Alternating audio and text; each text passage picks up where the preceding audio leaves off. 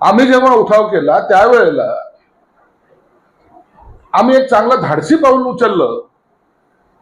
हे कोण बोललं होतं? आम्ही तुम्हाला चाटू वाटायला लागलो.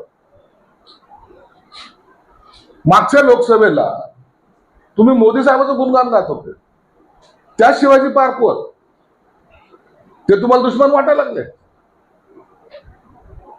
आणि ज्यांच्या विरोधात तुमचा संघर्ष चालू होता ते जवळ वाटायला लागले. आता मनसैनिकांना माझा प्रश्न आहे, तुमची अवस्था काय?